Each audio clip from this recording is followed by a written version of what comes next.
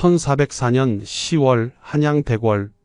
이 대감, 신사년에 조영무에게 한 말이 있다고 들었소이다. 태종의 목소리가 차갑게 떨어집니다. 대궐뜰에는 35명의 종친과 공신들이 빙 둘러서 있었습니다. 그 중심에 백발이 성성한 노인 한 명이 무릎을 꿇고 있었습니다. 이거의 57세, 조선 개국공신이자 정사공신, 좌명공신, 3번이나 공신에 책록된 영의정을 지낸 조선 최고의 권력자였습니다. 그러나 지금 그는 역적으로 고발당한 죄인의 몸이었습니다. 주상마마. 이거이의 목소리가 떨렸습니다. 그의 시선이 한 사람에게 고정되었습니다. 조영무. 함께 왕자의 난을 겪고 함께 공신이 되고 함께 조선을 세운 친구였습니다. 그 친구가 지금 자신을 고발한 증인으로 서 있었습니다. 조대감이 주상께 무슨 말씀을 올렸습니까? 이거이가 물었습니다. 조영무는 눈을 마주치지 않았습니다. 태종이 입을 열었습니다. 조영무가 아뢰기를 그대가 상황을 다시 앉히자고 했다 하오. 이는 과인과 왕자들을 부정하는 영모가 아니오? 영모. 그 한 단어가 이거이의 심장을 얼어붙게 만들었습니다. 대궐뜰의 공기가 무겁게 가라앉았습니다. 모두가 숨을 죽이고 이거이를 바라보았습니다. 신에게 무슨 역심이 있겠사옵니까? 이거이의 눈에서 눈물이 흘러내렸습니다. 두 아들이 부마이옵니다. 장남 이전은 태상왕 마마의 따님이신 경신공주와 혼인하였고 차남 이백강은 주상마마의 따님이신 정순공주와 혼인하였사옵니다. 그의 목소리에 절박함이 묻어났습니다. 신도 과분하게 영의정까지 지냈사옵니다. 3번이나 공신에 책록되었사옵니다. 신이 무엇이 부족하여 역심을 품었겠사옵니까? 조영무가 한 걸음 앞으로 나섰습니다. 그의 얼굴에는 어떤 감정도 보이지 않았습니다. 이 대감. 조영무의 목소리가 울려 퍼졌습니다. 그대가 있고 없음이 내게 무슨 이득이 있겠소? 나는 다만 신하로서의 의리를 지켰을 뿐이오. 조대감. 어찌 허황된 말로 나를 모함하는가? 이거이가 소리쳤습니다. 그러나 조영무는 흔들리지 않았습니다. 붕우의 사김도 소중하지만 군신의 예가 더 무겁지 않소? 신하된 도리로 주상께 아랜 것이오. 35명의 종친과 공신 중 누구도 이거이를 변호하지 않았습니다. 모두가 침묵했습니다. 왕의 뜻을 아는 자들이었습니다. 태종은 이미 결정을 내린 상태였습니다. 공신이자 사돈이니 극형은 면하겠으나 태종이 선언했습니다. 이거이는 진천으로 유배를 보내도록 하라.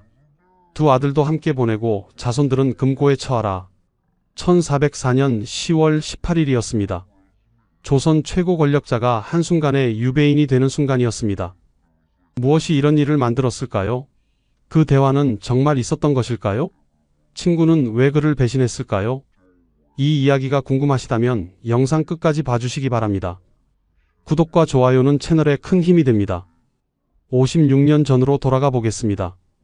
1348년 충청도 청주. 가을바람이 불던 어느 날 한 아이가 태어났습니다. 이름은 이거이. 자는 낙천 호는 청어자였습니다. 청주 이씨 명문가의 자손이었습니다.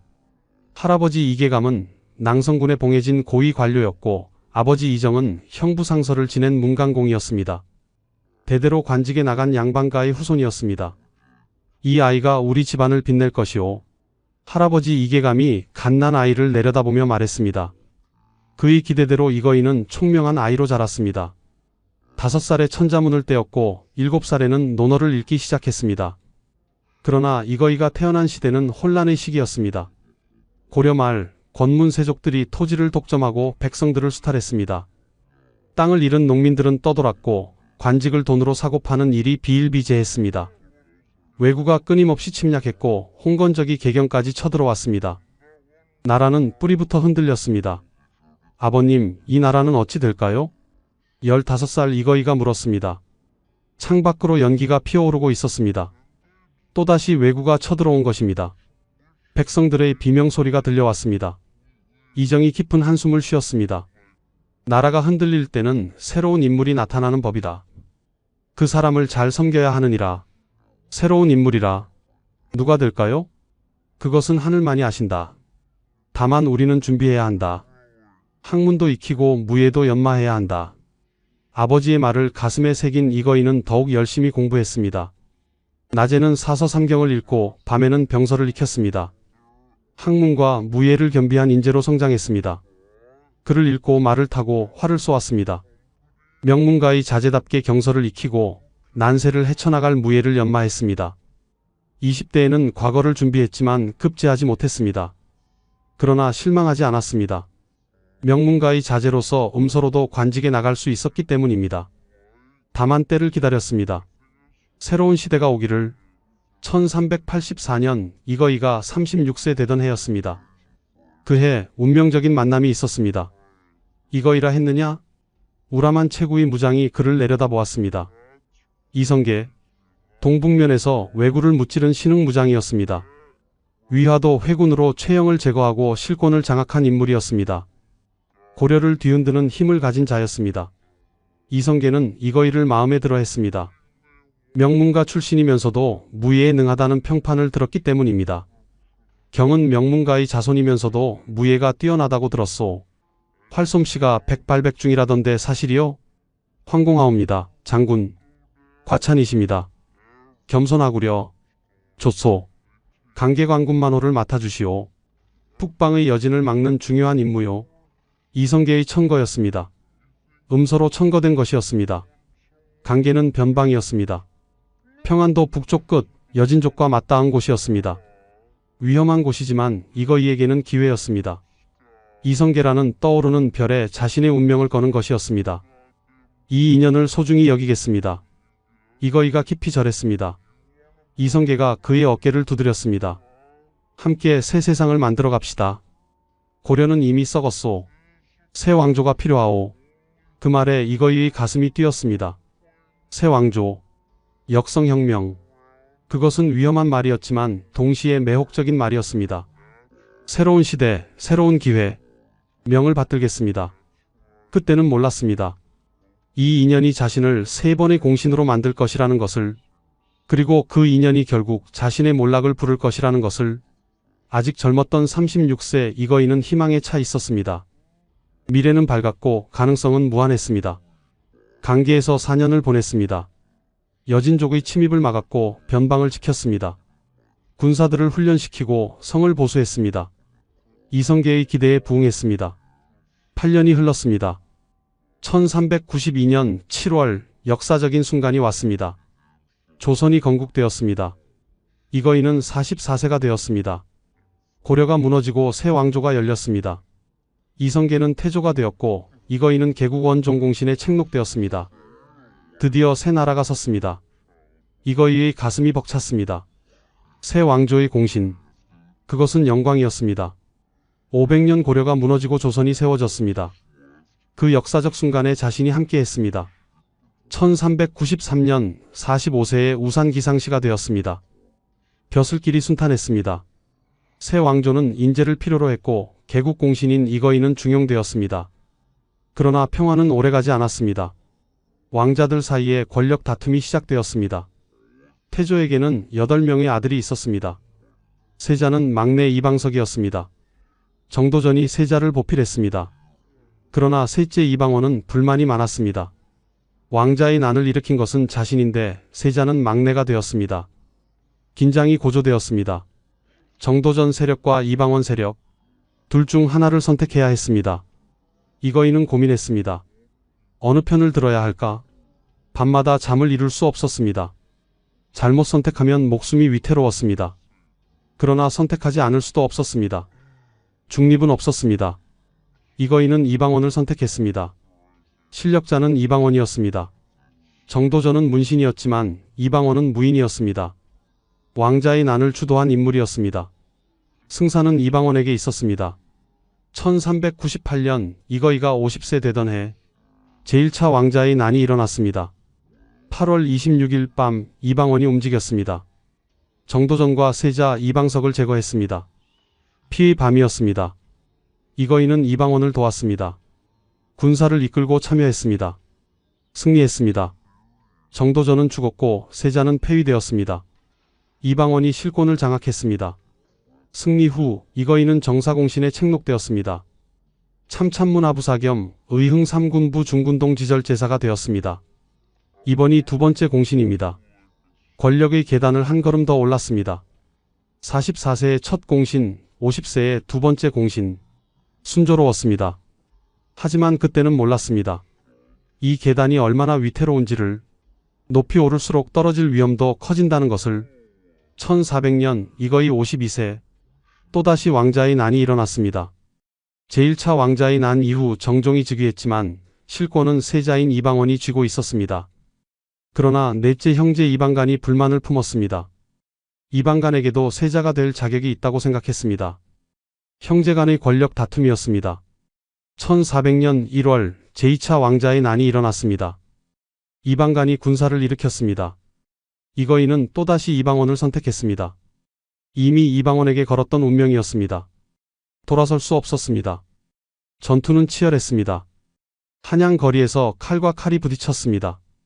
화살이 비처럼 쏟아졌습니다. 이거이는 52세의 나이에도 직접 전장에 나섰습니다. 군사를 이끌고 이방간의 군대와 맞섰습니다. 이방원 세자를 보필하라. 이거이의 목소리가 전장에 울려 퍼졌습니다. 군사들의 사기가 올랐습니다. 명문가 출신의 노장이 직접 싸우는 모습에 감동했습니다. 승리했습니다. 이방간은 패배하여 도망쳤고 이방원은 완전한 권력을 장악했습니다. 그해 2월 이방원이 왕세자로 책봉되었고 11월에는 정종을 이어 왕위에 올랐습니다.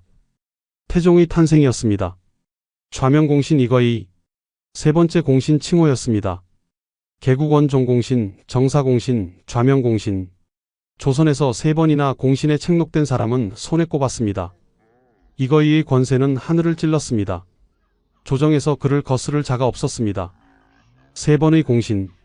이제 무엇을 더 바랄 것인가? 이거이는 감회가 깊었습니다. 44세의 첫 공신, 50세의 두 번째, 52세의 세 번째. 순탄한 출세였습니다. 더욱 놀라운 일이 일어났습니다. 혼인이었습니다. 1396년 그의 장남 이백경이 군자감승으로 재직 중일 때였습니다. 이백경은 48세의 이거이가 늦게 얻은 첫째 아들이었습니다. 당시 33세였습니다. 태조가 그를 부마로 삼았습니다.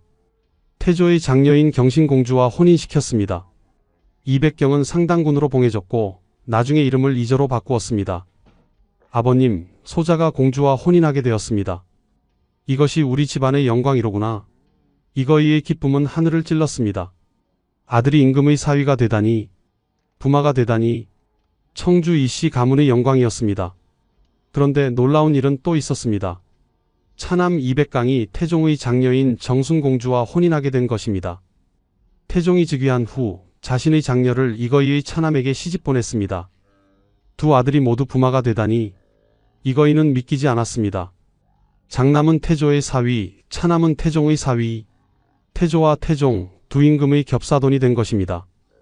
조선 전국을 통틀어 이런 가문이 또 있었을까요? 왕실과 이중으로 연결된 최고의 외척이었습니다. 이제 우리 집안은 안전하다. 이거이는 생각했습니다. 왕실의 사돈이 되었으니 이제는 어떤 화도 미치지 않을 것이라고. 그러나 그것은 착각이었습니다. 오히려 외척이 되었기에 더 위험했습니다. 1402년 이거이 54세. 인생의 정점에 올랐습니다. 영의 정부사에 임명된 것입니다. 조선 최고의 벼슬이었습니다. 왕 다음 가는 자리였습니다. 백관의 우두머리였습니다. 영의정. 이거이는 그 자리에 앉았을 때의 감격을 잊을 수 없었습니다. 명문가에서 태어나 음서로 관직에 나가 세 번의 난을 거쳐 마침내 영의정까지 올랐습니다. 54년의 인생이 결실을 맺는 순간이었습니다. 그해 그는 또 하나의 업적을 남겼습니다. 기로회를 창설한 것입니다.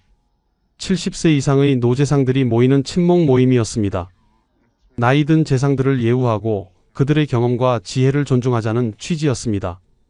노인을 공경하는 것이 나라를 다스리는 근본입니다. 이거이가 태종에게 아뢰었습니다. 태종이 허락했습니다. 기로회가 설립되었습니다. 이거이 자신은 아직 70세가 되지 않았지만 이 제도를 만든 장본인으로서 자부심이 있었습니다. 영의정이 되었으니 이제 더 바랄 것이 없지 않습니까? 주변 사람들이 축하했습니다. 동료 공신들, 친구들, 가족들 모두가 이거이를 부러워했습니다. 세 번의 공신, 두 아들이 부마, 그리고 영의정. 조선에 이런 사람이 또 있습니까? 칭송이 이어졌습니다. 이거이도 미소 지었습니다. 만족스러웠습니다. 그러나 그의 마음 깊은 곳에는 묘한 감정이 자리 잡기 시작했습니다. 더 바랄 것이 없다. 정말 그런가? 밤에 혼자 있을 때면 이상한 불안이 밀려왔습니다. 두 아들이 부마요. 자신은 영의정. 세 번의 공신. 그런데 왜일까요? 채워지지 않는 무언가가 있었습니다. 이 자리를 언제까지 지킬 수 있을까? 권력은 영원하지 않다는 것을 이거이도 알았습니다. 역사가 그것을 증명했습니다. 고려의 권문 세족들이 어떻게 되었습니까? 하루아침에 무너졌습니다. 정도전이 어떻게 되었습니까? 칼에 맞아 죽었습니다. 어쩌면 그것은 권력이 주는 중독이었을지도 모릅니다. 더 높이, 더 오래, 더 확실하게 권력을 얻을수록 더 많은 권력을 원하게 되는 것, 그리고 권력을 잃을까 봐 두려워하는 것. 특히 태종은 왕권 강화를 위해 공신들을 견제하기 시작했습니다. 왕자인 안으로 즉위했기에 자신의 권력 기반이 불안했습니다. 공신들의 힘을 빌려 왕이 되었지만 이제는 그 공신들이 부담이 되었습니다. 공신들의 권력을 줄여야 하오. 태종의 목소리가 차가웠습니다. 어느 날 조정회의에서 태종이 말했습니다. 공신들의 얼굴이 굳었습니다. 왕권을 강화하려면 공신들의 힘을 꺾어야 하오. 그들이 사병을 거느리고 있으니 이것부터 혁파해야 하오. 사병 혁파. 그것은 공신들의 실질적 힘을 빼앗는 것이었습니다. 공신들은 사병을 거느렸습니다. 수백 명, 많게는 수천 명의 군사를 개인적으로 소유했습니다. 그것이 그들의 권력이었습니다. 사병을 내놓으라고요? 이거이가 반발했습니다. 다른 공신들도 마찬가지였습니다. 그러나 태종은 단호했습니다. 그렇소. 국가의 군사는 국가가 관리해야 하오. 사적인 군대를 허락할 수 없소. 긴장이 흘렀습니다. 이거이는 사병을 내놓지 않았습니다. 버텼습니다. 그리고 입을 놀렸습니다. 실수였습니다. 사병 혁파를 주장하는 자들은 한두 놈이 한 덩어리 고기와 같다. 거친 말이었습니다. 감정이 폭발한 것이었습니다. 그 말이 그의 목을 죄기 시작했습니다. 1400년부터 1404년까지 이거이에게는 시련의 시간이었습니다. 사병혁파 파동으로 계림부윤으로 좌천되었다가 복귀했지만 마음의 상처는 깊었습니다. 한때 영의정까지 올랐던 사람이 지방으로 쫓겨났다는 사실. 그것은 굴욕이었습니다. 내가 무엇을 잘못했단 말인가? 이거이는 밤마다 되뇌었습니다. 사병을 내놓지 않은 것이 잘못인가? 공신들에게는 당연한 권리가 아닌가? 그러나 대간들은 그를 용서하지 않았습니다. 태종이 즉위한 후 다시 한양으로 불러들였습니다. 판문화부사, 문화자정승을 거쳐 영사평부사가 되었습니다. 다시 정승의 자리였습니다. 그러나 예전과는 달랐습니다. 태종의 눈빛이 차가웠습니다. 공신들은 나라를 세운 공이 있지만 이제는 왕권에 방해가 되고 있소. 태종의 속마음을 아는 사람들이 이거이에게 귀띔했습니다. 이 대감 조심하셔야 합니다. 주상께서 외척과 공신을 견제하려 하십니다. 외척? 나 말인가? 두 아들이 부마이시지 않습니까? 처가인 민씨 집안도 위험하다고 합니다. 이거이는 불안해졌습니다.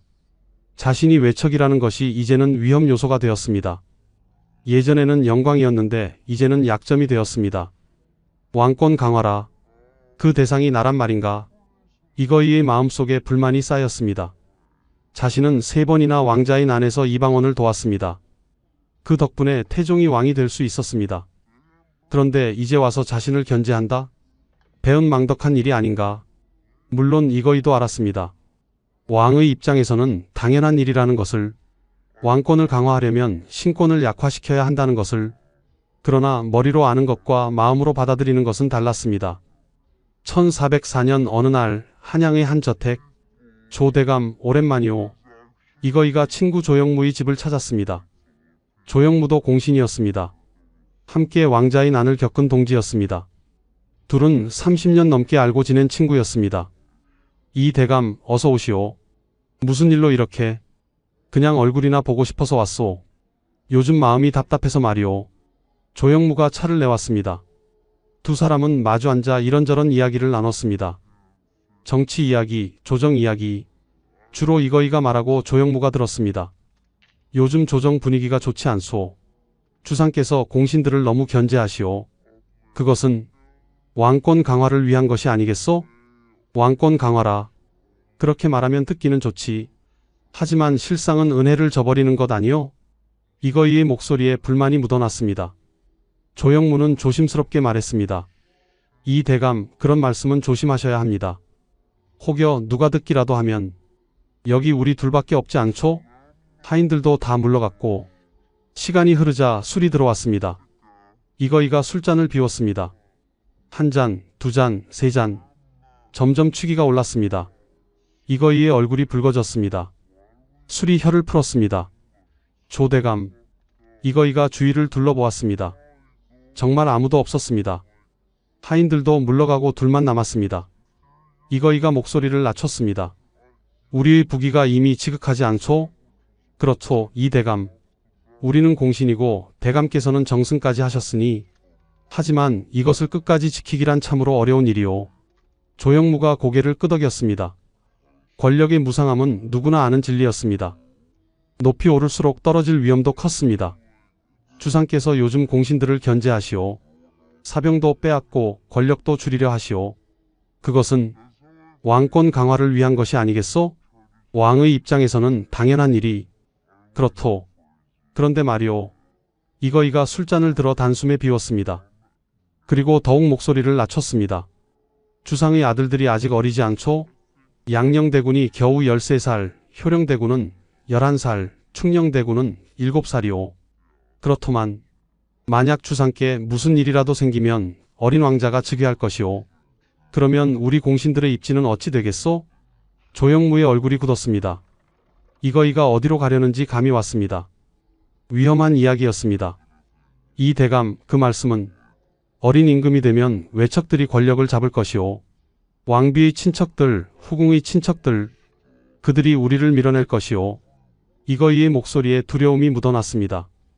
불안이 그를 지배하고 있었습니다. 그렇다면 어쩌란 말씀이십니까? 조영무가 조심스럽게 물었습니다. 이거이가 잠시 망설이다가 입을 열었습니다. 차라리 상황을 다시 모시는 것이 우리 부기를 지키는 길이 아니겠소? 상황. 태상왕 이성계를 말하는 것이었습니다. 지금의 임금인 태종을 제쳐두고 상황을 다시 앉힌다? 이것은 역모였습니다. 명백한 역모였습니다. 순간 조영무의 얼굴이 창백해졌습니다. 등에서 식은땀이 흘렀습니다. 이것은 들어서는 안 될 말이었습니다. 듣는 순간 자신도 역모에 가담한 것이 되었습니다. 이 대감, 그 말씀은 너무 위험합니다. 조영무가 황급히 말했습니다. 이거이는 손을 흔들었습니다. 아, 아니요. 그냥 한번 생각해 본 것이오. 술김에 나온 말이오. 조 대감도 알지 않소? 요즘 내가 얼마나 불안한지, 언제 탄핵당할지, 언제 쫓겨날지. 이거이의 목소리에 애처로움이 묻어났습니다. 조영무는 대답하지 못했습니다. 가슴이 답답했습니다. 시간이 늦었으니 이만 가보겠소. 이거이가 일어났습니다. 비틀거리는 걸음으로 문을 나섰습니다. 술에 취한 듯 했습니다. 조영무는 그의 뒷모습을 바라보았습니다. 이 대감. 조영무가 중얼거렸습니다. 마음이 무거웠습니다. 친구가 위험한 말을 했습니다. 들은 자신도 위험해졌습니다. 이거이가 돌아간 후 조영무는 잠들 수 없었습니다. 이불을 뒤집어 쓰고 누웠지만 눈이 말똥말똥했습니다. 이거이의 말이 귓가에 맴돌았습니다. 상황을 다시 앉힌다. 이것은 명백한 역모의 말이었습니다. 그냥 넘어갈 일이 아니었습니다. 그러나 친구를 고발한다? 그것도 쉬운 일이 아니었습니다. 밤이 깊어갔습니다. 조영무는 이리저리 뒤척였습니다. 잠이 오지 않았습니다. 이거이의 얼굴이 자꾸 떠올랐습니다. 함께 난을 겪고 함께 공신이 되었던 친구. 30년 넘게 알고 지낸 친구. 그러나 다른 한편으로는 신하였습니다. 왕을 섬기는 신하였습니다. 역모의 말을 듣고도 보고하지 않으면 자신도 역적이 되었습니다. 어찌해야 하는가? 조영무의 고민이 깊어졌습니다. 친구와 신하. 둘 중 무엇을 선택해야 하는가? 조영무는 밤마다 악몽을 꾸었습니다. 이거이의 얼굴이 나타났습니다. 조대감, 왜 그러시오? 우리가 얼마나 오래 알고 지낸 사이인데? 꿈속에서 이거이가 물었습니다. 조영무는 대답할 수 없었습니다. 나는 신하의 도리를 지킨 것뿐이오. 꿈속에서 조영무가 변명했습니다. 그러나 이거이는 슬픈 눈으로 그를 바라볼 뿐이었습니다. 정말 그렇소? 정말 신하의 도리만을 생각한 것이오? 조영무는 땀을 흘리며 깨어났습니다. 가슴이 두근거렸습니다. 침상에 앉아 숨을 고르는데 손이 떨렸습니다. 자신의 선택이 옳았는지 확신할 수 없었습니다. 창밖을 보니 아직 어둠이 깔려 있었습니다. 새벽 닭이 울기 전이었습니다. 조영무는 다시 누울 수 없었습니다. 일어나 방안을 서성였습니다. 내가 한 일이 옳은가? 자문자답했습니다. 30년 넘게 알고 지낸 친구, 함께 고려 말의 혼란을 겪었고 함께 조선 건국을 목도했습니다. 제1차 왕자의 난, 제2차 왕자의 난, 모두 함께 겪었습니다. 목숨을 걸고 싸웠습니다. 우리는 전우였소. 조영무가 중얼거렸습니다. 전장에서 등을 맡긴 사이였습니다. 칼이 빗발치는 가운데서도 서로를 믿었습니다. 그런 친구를 고발했습니다. 낮에도 마음이 편치 않았습니다. 조정에 나가면 이거이를 마주쳤습니다. 이거이는 여전히 영사평부사로 조정에 나왔습니다. 아직 아무것도 모르고 있었습니다. 태종이 비밀을 지켰기 때문입니다. 조대감 안녕하시오. 이거이가 웃으며 인사했습니다. 여전히 친근한 모습이었습니다. 조영무는 고개만 끄덕였습니다. 말을 제대로 할 수 없었습니다. 죄책감이 밀려왔습니다. 요즘 얼굴이 좋지 않으신데 어디 편찮으신가? 이거이가 걱정하는 목소리로 물었습니다. 조영무는 고개를 저었습니다. 아니요, 괜찮소. 그러면 다행이요. 우리 나이가 이제 환갑을 바라보는 나이 아니요? 몸 조심해야지요. 이거이가 어깨를 두드렸습니다. 그 손길이 따뜻했습니다. 조영무는 그 손길을 느끼며 가슴이 찢어지는 것 같았습니다. 내가 잘한 것인가? 그러나 조영무는 자신을 다잡았습니다. 집에 돌아와 혼자 있을 때면 스스로를 설득했습니다. 아니야. 나는 신하로서 옳은 일을 한 것이다. 책을 펼쳤습니다. 6.25 경전을 읽었습니다. 군주는 신하에게 의로움으로 대하고 신하는 군주에게 충성으로 답한다. 그 구절을 읽고 또 읽었습니다. 영모의 말을 들었는데 그냥 넘어갈 수는 없는 일이다. 그것은 충성이 아니다. 그것은 역적에 동조하는 것이다. 조영무는 스스로를 채찍질했습니다. 친구보다 임금이 먼저였습니다. 북무의 사김보다 군신의 예가 무거웠습니다. 그것이 신하의 도리였습니다. 만약 내가 말하지 않아서 화가 커진다면? 만약 정말 영모가 일어난다면? 조영무는 자신의 선택을 정당화했습니다. 만약 이거이가 실제로 영모를 일으킨다면? 상황을 다시 앉히려고 군사를 일으킨다면? 그때 자신이 미리 알고도 고하지 않았다는 것이 밝혀진다면? 자신도 역적으로 몰릴 것이었습니다. 가족이 멸문지화를 당할 수도 있었습니다. 나는 내 가족을 지켜야 한다. 조영무가 중얼거렸습니다. 아내가 있고 자식이 있었습니다. 그들을 위해서라도 신하의 도리를 저버릴 수 없었습니다. 그러나 마음 한구석의 불편함은 지울 수 없었습니다. 밥맛이 없었습니다. 잠도 제대로 오지 않았습니다. 아내가 걱정했습니다. 영감, 무슨 일 있으십니까? 요즘 얼굴이 말이 아니십니다. 아무 일 없소. 그냥 조정 일로 마음이 복잡할 뿐이오. 조영무는 아내에게도 말할 수 없었습니다. 이 일은 비밀이었습니다. 태종이 비밀로 하라고 명했습니다. 한편 태종은 착착 준비를 진행했습니다. 조영무의 밀고를 받은 후 몇 달을 기다렸습니다. 시기를 재고 있었습니다. 너무 급하게 움직이면 의심을 살 수 있었습니다. 명분을 확실히 해야 했습니다. 먼저 신뢰할 수 있는 종친들을 불렀습니다. 의안대군 이화, 완산군 이천우. 그들은 태종의 이복 형제들이었습니다. 태종을 충실히 따르는 자들이었습니다. 이거이가 영모를 꾀했다고 한다. 태종이 조용히 말했습니다. 종친들이 놀랐습니다. 이거이 대감이요? 그럴 리가. 3번의 공신이고 2 아들이 부마인데 바로 그것이 문제다. 외척이기에 더욱 위험하다. 조영무가 직접 증언했다. 태종이 조영무의 말을 전했습니다. 상황을 다시 앉히자는 말. 종친들의 얼굴이 굳었습니다. 그것은 명백한 영모입니다. 그렇다. 대질 신문을 할 것이니 그대들이 증인으로 참석하라. 태종의 명령이었습니다. 거부할 수 없었습니다. 종친들은 고개를 숙였습니다. 명을 받들겠습니다. 태종은 공신들도 불렀습니다. 상락부 원군 김사영을 비롯한 믿을 만한 공신 35명. 모두 태종에게 충성하는 자들이었습니다. 그들에게도 같은 말을 했습니다. 대궐들에서 대질 신문을 할 것이다. 그대들이 증인으로 참석하라. 공신들도 놀랐지만 명을 따를 수밖에 없었습니다. 35명의 종친과 공신 모두가 태종의 편이었습니다. 이거이를 변호할 사람은 아무도 없었습니다. 재판은 이미 끝난 것이나 다름없었습니다. 산부와 대간도 참석시켜라. 태종은 빈틈없이 준비했습니다. 공개 재판의 형식을 갖추었습니다. 의정부, 중추부, 삼군도 총재부의 고위 관료들, 사헌부와 사간원의 대간들 모두를 증인으로 세웠습니다. 왕권에 도전하는 자는 용서할 수 없다. 태종의 눈빛이 차갑게 빛났습니다. 이것은 단순히 이거의 개인의 문제가 아니었습니다. 외척과 공신 세력을 견제하고 왕권을 강화하는 신호탄이었습니다. 이거이는 그 첫 번째 본보기였습니다. 드디어 그날이 왔습니다. 1404년 10월 어느 날 이거이에게 대궐로 오라는 명이 떨어졌습니다. 무슨 일인가? 이거이는 의아했습니다. 하지만 걱정하지는 않았습니다. 자신이 왕의 사돈이고 3번의 공신이라는 자부심이 있었습니다. 국사를 의논할 일이 있겠지. 아니면 왕자들의 교육에 관한 일일까? 이거이는 대궐로 향했습니다. 평소처럼 의관을 정제하고 나섰습니다. 그러나 대궐 문을 들어서는 순간 분위기가 심상치 않다는 것을 느꼈습니다. 수문장들의 표정이 굳어 있었습니다. 평소와 달리 삼엄한 분위기였습니다. 심장이 빠르게 뛰기 시작했습니다. 이게 무슨... 대궐뜰에 도착하니 35명이나 되는 사람들이 모여 있었습니다. 종친들, 공신들, 산부와 대간, 그 많은 사람들이 모두 그를 바라보고 있었습니다. 이게 무슨 일인가? 그리고 그곳에 조영무가 서 있었습니다. 이거이의 가슴이 철렁 내려앉았습니다. 뭔가 잘못되었다는 것을 직감했습니다.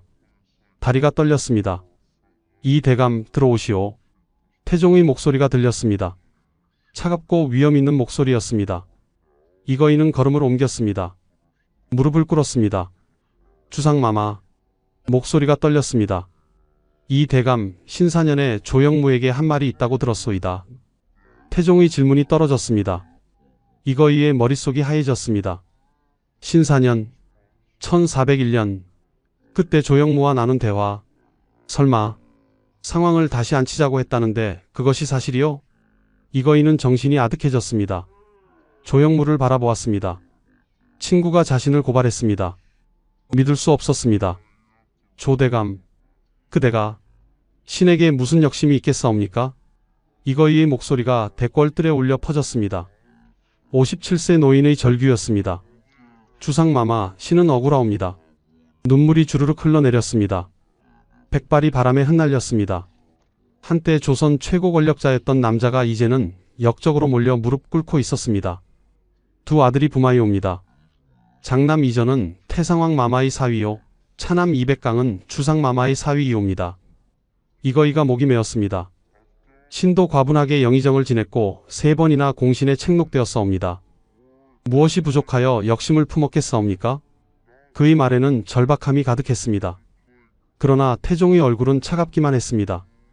조영무, 그대가 직접 말하시오. 태종의 명이 떨어졌습니다. 조영무가 한 걸음 앞으로 나섰습니다. 35명의 시선이 그에게 집중되었습니다. 신사년, 신이 이거이 대감의 집에 갔사옵니다. 조영무의 목소리는 떨리지 않았습니다. 단호했습니다. 이 대감께서 신에게 말씀하시길 우리의 부귀가 이미 지극하나 끝까지 지키기는 어렵다. 주상의 아들들이 어리니 만약 주상께 무슨 일이 생기면 우리는 밀려날 것이다. 차라리 상황을 다시 모시는 것이 어떻겠느냐고 하셨사옵니다. 거짓말이오. 이거이가 소리쳤습니다. 조대감, 어찌 허황된 말로 나를 모함하는가? 조영무가 이거이를 똑바로 바라보았습니다. 두 사람의 시선이 공중에서 부딪혔습니다. 오랜 친구였던 두 사람, 이제는 고발자와 피고인이 되었습니다. 이 대감, 조영무가 입을 열었습니다. 그대가 있고 없음이 내게 무슨 이득이 있겠소? 그의 목소리는 차분했습니다. 나는 단지 신하의 도리를 지켰을 뿐이오. 붕우의 사김도 소중하지만 군신의 예가 더 무겁지 않소? 그대는... 이거이의 목소리가 떨렸습니다. 우리가 얼마나 오래 알고 지낸 사이인데, 함께 난을 겪고 함께 공신이 되었는데, 그렇소. 조영무가 고개를 끄덕였습니다. 오래 알고 지낸 사이이기에 더욱 괴로웠소. 하지만 신하된 도리로는 주상께 아뢰지 않을 수 없었소. 이거이는 할 말을 잃었습니다. 친구의 배신, 그것이 가장 큰 충격이었습니다. 태종이 35명의 종친과 공신들을 둘러보았습니다. 여러분, 이 일에 대해 어찌 생각하시오? 종친 이화가 나섰습니다. 조영무의 말이 거짓이라면 무슨 이득이 있어 친구를 모함하겠사옵니까? 신은 조영무의 증언이 진실이라고 믿사옵니다. 공신 김사영도 거들었습니다. 신하된 도리로 주상께 아뢰는 것은 충성이옵니다. 조영무는 충신이옵니다. 한 명씩 35명 모두가 조영무의 편을 들었습니다. 아무도 이거이를 변호하지 않았습니다. 왕의 뜻을 아는 자들이었습니다. 이미 결론은 정해져 있었습니다. 이거이는 고립되었습니다. 대궐뜰 한가운데 홀로 무릎 꿇은 노인. 주위의 모든 사람이 그를 역적으로 규정했습니다. 그대들도 나를 버리는가? 이거이의 목소리는 더 이상 힘이 없었습니다. 좌절감이 밀려왔습니다. 태종이 태상왕 이성계에게 보고했습니다. 태상왕 마마, 이거이가 역모를 꾀했사옵니다. 어찌 처리하면 좋겠사옵니까? 이성계는 한숨을 쉬었습니다. 이거이는 자신이 천거한 사람이었습니다. 개국 공신이었습니다. 그리고 사돈이었습니다. 극형만은 면하게 해주었으면 좋겠구나. 이성계가 말했습니다. 이거이가 내 사돈이라서가 아니라 창업의 공이 크기 때문이니라. 목숨만은 살려주거라. 태종이 고개를 숙였습니다. 태상왕 마마의 뜻을 받들겠사옵니다. 그리고 판결이 내려졌습니다. 이거이는 공신이자 사돈이니 극형은 면하겠으나 역모를 도모한 죄는 가볍지 않다. 고향인 진천으로 유배를 보내라. 두 아들 이저와 이백강도 함께 유배를 보내고 자손들은 금고에 처하라. 1404년 10월 18일이었습니다. 이거이는 비틀거리며 일어났습니다. 다리에 힘이 없었습니다. 57년의 인생 중 가장 화려했던 순간들이 주마등처럼 스쳐 지나갔습니다. 개국공신, 정사공신, 좌명공신, 영의정, 두 아들이 부마. 그 모든 영광이 한순간에 무너졌습니다. 조영무를 한 번 더 바라보았습니다. 조영무는 눈을 피했습니다. 이거이는 쓴 웃음을 지었습니다. 조대감, 그대의 선택을 탓하지 않겠소. 이거이가 중얼거렸습니다. 어쩌면 그대가 옳았을지도 모르오. 신하의 의리가 친구의 정보다 무거운 것이. 그리고 이거이는 대궐을 떠났습니다. 영원히 1404년 10월 말 한양에서 진천으로 가는 길. 이거이는 말에 올랐습니다. 더 이상 화려한 가마도 수많은 시종도 없었습니다. 유배인의 초라한 행차였습니다. 두 아들 이저와 이백강도 함께였습니다. 아버님, 이저가 말을 걸었습니다. 목소리에 슬픔이 묻어났습니다. 이저는 이제 47세였습니다. 경신공주와 혼인하여 상당군으로 봉해진 부마였습니다. 정사공신이기도 했습니다. 그런 그가 이제 유배인이 되었습니다. 공주와도 떨어져야 했습니다. 차남 이백강도 마찬가지였습니다. 정순공주의 남편이었던 부마가 아버지의 죄에 연루되어 함께 유배되었습니다. 괜찮다. 목숨만 붙어 있으면 된다. 이거이가 말했습니다. 그러나 그의 얼굴에는 깊은 슬픔이 서려 있었습니다. 한양을 빠져나갔습니다. 뒤를 돌아보니 궁궐이 보였습니다. 저곳에서 56년을 살았습니다. 권력의 정점에 올랐다가 바닥으로 추락했습니다. 인생의 부침이 이토록 극심할 줄이야. 조대감. 이거이가 중얼거렸습니다. 조영무의 얼굴이 떠올랐습니다. 친구라고 믿었던 사람. 함께 난을 겪고 공신이 된 동지. 그가 자신을 고발했습니다. 정말 그런 말을 했던가? 이거이는 기억을 더듬었습니다. 술자리에서 나눈 대화. 상황을 다시 모시자는 말. 정말 그런 말을 했던가?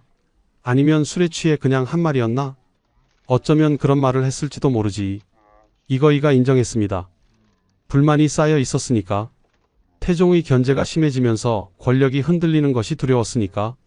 그래서 술김에 위험한 말을 했을 수도 있었습니다. 하지만 진심이었는가? 이거이는 자문했습니다. 정말로 역모를 꾀한 것인가? 아니었습니다. 단지 불안한 마음을 토로한 것뿐이었습니다. 그러나 그 한마디가 이런 결과를 불렀습니다. 입조심을 했어야 했는데 후회가 밀려왔습니다. 그러나 이미 늦었습니다. 며칠을 걸어 진천에 도착했습니다. 고향이었습니다. 청주 이씨의 본향, 할아버지와 아버지의 무덤이 있는 곳. 이거이는 이곳에서 태어났고 이곳에서 죽을 것입니다. 이제 여기서 평생을 보내야 하는가? 작은 집이 주어졌습니다. 화려했던 한양의 저택과는 비교할 수 없었습니다. 그러나 이거이는 불평하지 않았습니다. 목숨을 건진 것만으로도 감사했습니다. 두 아들은 각각 다른 곳으로 보내졌습니다. 이전은 처음에 함주로, 나중에 이천으로, 그 다음 임강으로 옮겨 다녔습니다. 유배지를 전전했습니다. 이백강도 마찬가지였습니다. 자식들까지 고생하게 만들었구나. 이거이의 마음이 무거웠습니다. 자신의 잘못으로 자식들까지 피해를 입었습니다. 부마였던 아들들이 이제 유배인이 되었습니다. 손자들은 금고형에 처해졌습니다. 진천에서의 생활이 시작되었습니다. 감시를 받으며 살았습니다. 바깥 출입도 자유롭지 못했습니다. 한때 조선을 호령했던 영의정이 이제는 갇힌 죄인처럼 살았습니다. 계절이 바뀌었습니다. 봄이 오고 여름이 가고 가을이 지나고 겨울이 왔습니다. 세월이 흘렀습니다. 1년, 2년, 3년. 한양에서는 대간들이 계속 상소를 올렸습니다. 이거이를 죽여야 합니다. 영모를 꾀한 자를 살려두는 것은 화를 남기는 일입니다. 그러나 태종은 묵묵부답이었습니다. 이거이를 죽이지 않았습니다. 태상왕의 부탁도 있었고 공신이자 사돈이라는 정분도 있었습니다. 무엇보다 이거이를 제거하려는 목적은 이미 달성했습니다. 외척을 견제하고 왕권을 강화하는 본보기를 보인 것입니다. 목숨만은 살려두어라. 태종의 명이었습니다. 이거이는 죽지 않고 살았습니다. 그러나 그것이 행복이었을까요? 권력을 잃고 명예를 잃고 자유를 잃은 삶. 어쩌면 죽음보다 더 고통스러웠을지도 모릅니다. 이거이는 날마다 과거를 되돌아보았습니다. 어디서부터 잘못되었을까? 사병을 내놓지 않은 것? 조영무에게 위험한 말을 한 것? 아니면 권력의 탐욕을 부린 것? 권력이란 참으로 무상한 것이로구나. 이거이가 한숨을 쉬었습니다. 최고의 자리에 올랐다가 나락으로 떨어졌습니다. 그 모든 것이 한순간이었습니다. 8년이 흘렀습니다. 1412년 8월 25일 진천. 이거이가 병석에 누웠습니다. 65세였습니다. 8년의 유배 생활이 그의 몸과 마음을 쇠약하게 만들었습니다. 한때 강건했던 무신의 몸도 이제는 말라버렸습니다. 아버님, 아들 이저가 달려왔습니다. 1410년에 소환되어 상당군으로 복권되었던 이저는 아버지의 임종을 지키기 위해 진천으로 왔습니다. 이저야, 내가 왔구나. 이거이의 목소리는 가늘었습니다. 숨이 가빠졌습니다. 죽음이 다가오고 있었습니다. 아버님, 조금만 더 힘을 내십시오. 이저의 눈에서 눈물이 흘렀습니다. 이거이가 아들의 손을 잡았습니다. 괜찮다. 이제 편히 갈 수 있을 것 같구나. 아버님, 너는 조심해야 한다. 입 조심, 몸 조심. 이거이가 마지막 교훈을 남겼습니다. 권력이란 영원하지 않다. 잊지 말거라. 예, 아버님, 명심하겠습니다.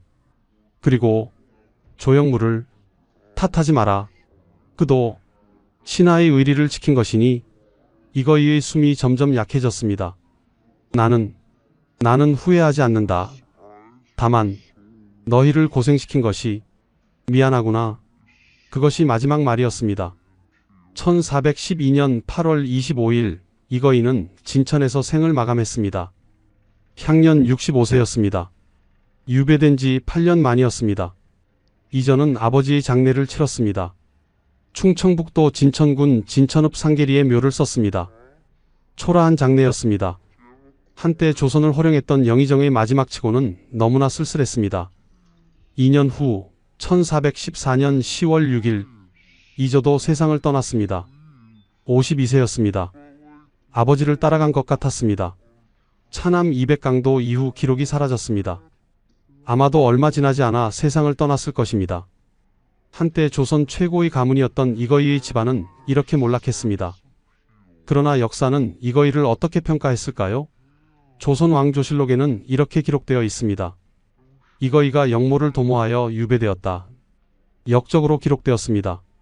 그러나 동시에 태종의 왕권 강화를 위한 외척 제거의 첫 신호탄이라는 평가도 있습니다. 이거이가 정말로 영모를 꾀했을까요?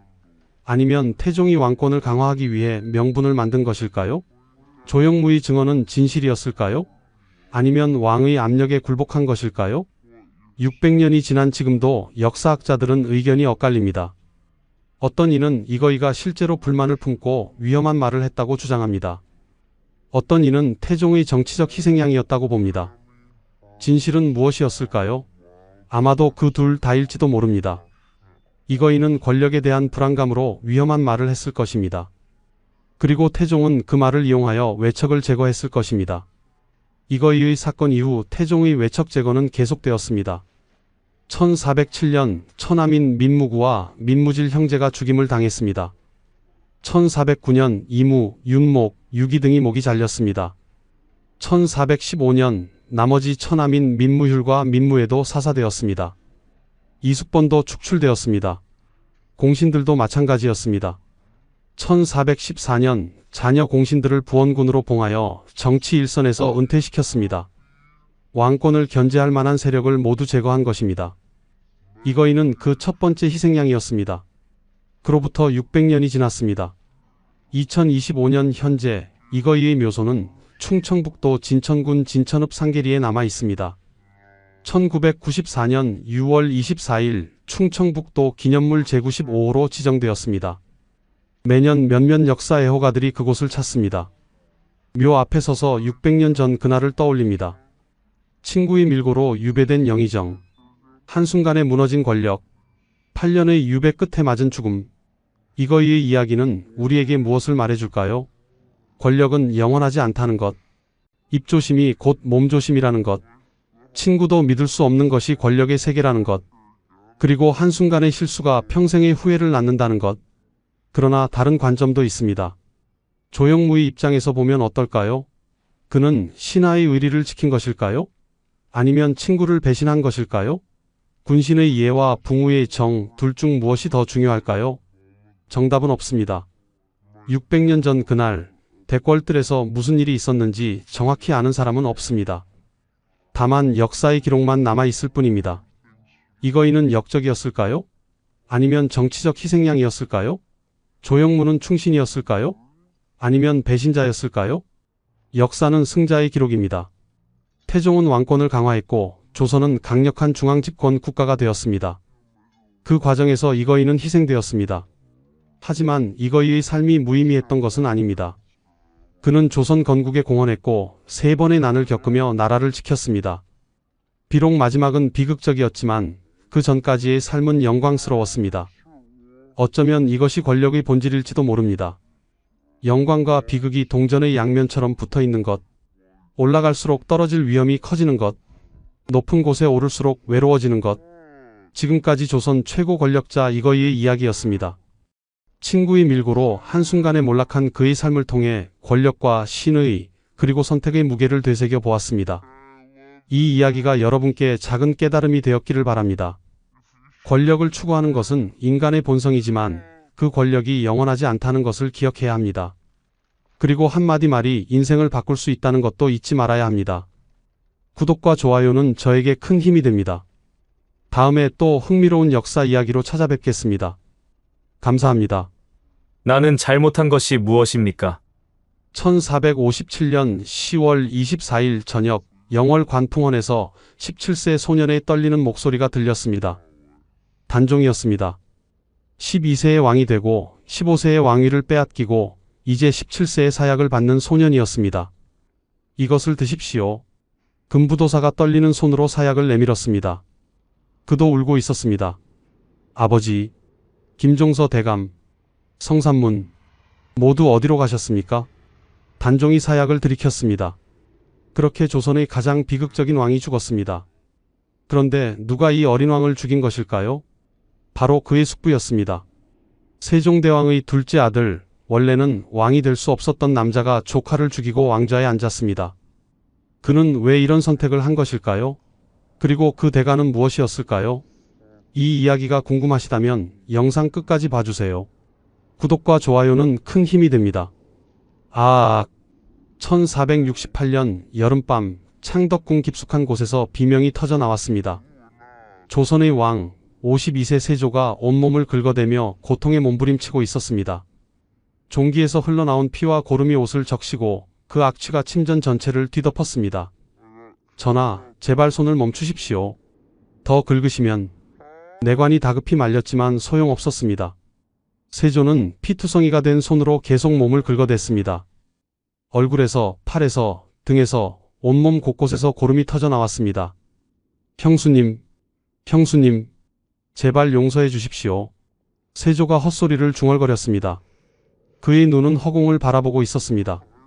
거기에 무언가가 보이는 것처럼 그는 공포에 질린 표정으로 손을 내저었습니다. 조카, 단종, 내가 잘못했다. 밤마다 반복되는 악몽이었습니다. 꿈속에서 형수 현덕왕후가 나타나 그를 꾸짖었습니다. 어린 조카 단종이 피눈물을 흘리며 그를 바라보았습니다. 그리고 철퇴에 맞아 쓰러지던 김종서, 능지처 참당하던 성삼문, 박팽년의 모습이 끊임없이 그를 괴롭혔습니다. 세조는 조선의 제7대 왕이었습니다. 1455년부터 13년간 왕좌에 앉아 있었습니다. 그는 강력한 왕권을 확립했고 많은 업적을 남겼습니다. 하지만 그 누구도 모르는 진실이 있었습니다.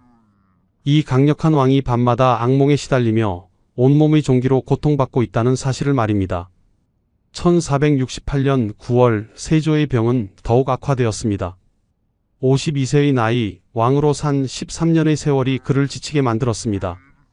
종기는 이제 약으로도 고름을 짜내도 나아지지 않았습니다. 밤의 악몽은 더욱 생생해졌고 그는 점점 더 잠을 이루지 못했습니다. 전하, 이제 그만 주무셔야 합니다. 정의왕후가 남편의 손을 잡았습니다. 하지만 세조의 손은 이미 피로 범벅이었습니다. 긁고 긁어서 살갗이 벗겨지고 거기서 또 고름이 나왔습니다. 그런데 세조는 원래 왕이 될 사람이 아니었습니다. 그는 세종대왕의 둘째 아들이었습니다. 위로는 형 문종이 있었고 그 형에게는 아들 단종이 있었습니다. 왕위 계승 서열로 보면 세조는 한참 뒤였습니다. 그런데 어떻게 그가 왕이 되었을까요? 그리고 왜 이렇게 끔찍한 고통 속에서 죽어가고 있는 것일까요? 더욱 놀라운 사실이 있습니다. 세조의 아들들도 모두 일찍 죽었습니다. 장남 의경세자는 1457년 겨우 20세의 나이로 급사했습니다. 차남 예종도 왕위에 올랐지만 1469년 역시 20세의 나이로 죽었습니다. 이것이 저주일까요? 아니면 대가일까요? 세조가 중얼거렸습니다. 그는 알고 있었습니다. 자신이 왕이 되기 위해 무엇을 했는지, 얼마나 많은 피를 흘렸는지를 말입니다. 이제 그 이야기를 시작하겠습니다. 왕이 되기 위해 조카를 죽이고 충신들을 학살한 남자의 이야기를 말입니다. 그리고 그 대가로 평생 지옥 같은 고통 속에서 살아야 했던 남자의 이야기를 말입니다. 이 이야기가 궁금하시다면 영상 끝까지 봐주세요. 그리고 구독과 좋아요로 영상을 도와주시기 바랍니다. 51년 전으로 돌아가 보겠습니다. 1417년 9월 24일 조선 한양의 어느 대궐에서 한 아기가 태어났습니다. 세종대왕의 둘째 아들, 훗날 수양대군이라 불리게 될 아이였습니다. 이름은 이유, 자는 수지라지였습니다. 세종에게는 이미 장남 문종이 있었습니다. 1414년에 태어난 문종은 총명하고 효성이 깊어 세종의 사랑을 받고 있었습니다. 둘째로 태어난 수양대군은 왕위와는 거리가 먼 신분이었습니다. 하지만 수양대군은 보통 아이가 아니었습니다. 타고난 자질이 영특하고 명민했습니다. 학문도 잘했고 무예도 남보다 뛰어났습니다. 세종은 이 둘째 아들의 재능을 일찍부터 알아보았습니다. 1445년 수양대군 28세가 되던 해 세종은 그를 수양대군으로 봉했습니다. 원래는 진평대군이었는데 이름을 바꾼 것입니다. 수양이라는 이름에는 물을 거슬러 오르다는 뜻이 담겨 있었습니다. 훗날 그의 인생을 생각하면 참으로 묘한 이름이었습니다. 수양대군은 아버지 세종의 많은 사업에 참여했습니다. 궁정 안에 불당을 설치하는 일을 도왔고 승려, 신미와 함께 불경을 번역했습니다. 향학의 악보를 정리하는 일도 맡았습니다. 형 문종이 정치를 배우는 동안 수양대군은 문화사업을 담당한 것입니다. 1450년 2월 세종대왕이 승하했습니다. 32년간의 위대한 치세를 마치고 54세의 나이로 눈을 감았습니다. 장남 문종이 왕위를 이었습니다. 그때 문종의 나이는 37세였습니다. 문종은 훌륭한 왕이었습니다. 아버지 세종의 뜻을 이어 백성을 사랑했고 학문을 장려했습니다. 신하들도 그를 존경했습니다. 특히 영의정 황보인과 우의정 김종선은 문종의 든든한 신하였습니다. 하지만 문종에게는 큰 걱정이 하나 있었습니다. 그의 건강이 좋지 않았던 것입니다. 어려서부터 종기로 고생했던 문종은 왕이 된 후에도 병치레가 잦았습니다. 그리고 자신의 수명이 길지 않다는 것을 느끼고 있었습니다. 1451년 문종은 세자를 책봉했습니다. 그의 아들 홍위 나이 11세였습니다. 홍위는 총명했지만 너무 어렸습니다. 문종은 불안했습니다. 내가 죽으면 이 어린아이가 어떻게 나라를 다스리겠는가. 문종은 신하들을 불렀습니다. 영의정 황보인, 좌의정 김종서, 그리고 집현전의 젊은 학사들인 성삼문, 박팽년, 하위지, 신숙주까지 말입니다. 내가 만약 죽으면 제발 세자를 잘 보필해 주시오. 아직 어린아이가 왕이 되면 어려움이 많을 것이오. 경들이 힘을 합쳐 세자를 도와주시오. 신하들은 눈물을 흘리며 대답했습니다. 전하, 걱정 마십시오. 저희가 목숨을 걸고 세자를 지키겠습니다. 특히 김종서는 굳은 표정으로 맹세했습니다. 그는 함길도에서 여진족을 물리친 무장이었고 육진을 개척한 영웅이었습니다. 그의 나이 이미 70세, 조선의 원로 중의 원로였습니다. 신은 비록 늙었으나 남은 목숨을 다해 세자를 지키겠나이다. 성삼문, 박팽년, 하위지 같은 집현전 학사들도 다짐했습니다. 그들은 세종 때부터 세자의 교육을 담당했던 사람들이었습니다. 세자를 어려서부터 지켜본 그들은 진심으로 세자를 아꼈습니다. 하지만 그때는 아무도 몰랐습니다. 문종의 동생 수양대군이 벌써부터 다른 생각을 하고 있다는 것을 말입니다. 1452년 5월 14일 문종이 승하했습니다. 재위 2년 만이었습니다. 그의 나이 39세, 너무나 젊은 나이였습니다. 종기가 악화되어 폐혈증으로 죽은 것입니다. 5월 18일 경복궁 근정전에서 세자 홍위가 왕위에 올랐습니다. 그의 나이 겨우 12세였습니다. 조선의 제6대 왕 단종이 탄생하는 순간이었습니다. 12세 어린 왕을 둘러싸고 이제 피비린내 나는 권력투쟁이 시작되려 하고 있었습니다. 1452년 5월 18일 단종이 즉위한 그날부터 조정의 분위기가 달라졌습니다. 12세 어린 왕이 과연 나라를 제대로 다스릴 수 있을까? 신하들 사이에서 의구심이 생겼습니다. 특히 수양대군 같은 왕족들은 노골적으로 권력욕을 드러내기 시작했습니다. 하지만 문종의 유언을 받은 신하들은 흔들리지 않았습니다. 영의정 황보인과 좌의정 김종서가 중심이 되어 단종을 보필했습니다.